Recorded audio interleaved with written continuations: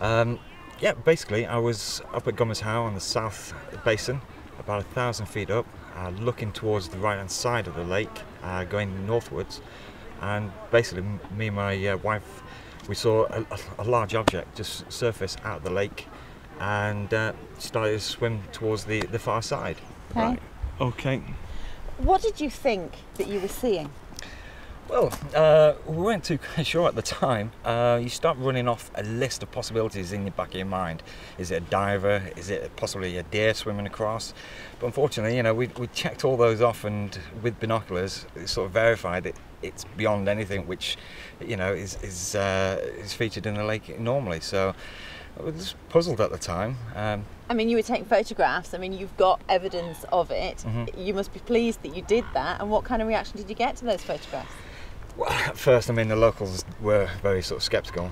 There had been sightings previously, but I mean, people don't take anything serious like that unless it's actually landed in a net or, you know, it's found on the shoreline.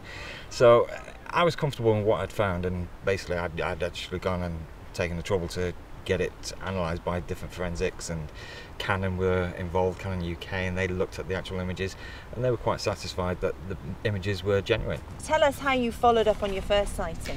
Well, with the actual first pictures, I contacted St Andrews University and spoke to a guy called Charles Paxton, who's a lecturer at the university, and he asked me basically to go back to the actual site again at Gomer's How and photograph everything which is actually around that area.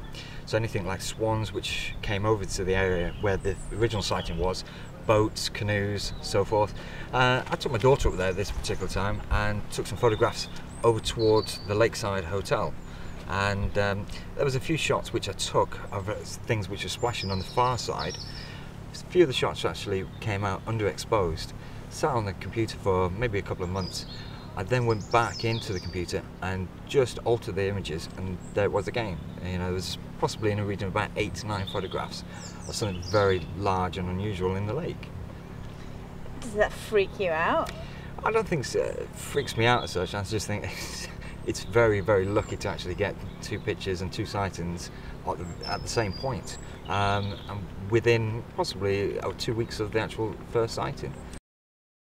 I mean, other people have suggested that has anything swam up the lake recently, you know, like a dolphin or a seal. But from where I was stood, looking through the binoculars at the time, which gave us a far better appraisal of the situation, it seemed as if it was feeding. Yeah, it seemed to be surfacing, chasing something around the top of the surface. And I couldn't believe how bold it really was. You know, it was just out of the water and it was quite happy. And it was just the sheer size and the bulk of the thing which took us both back at the time.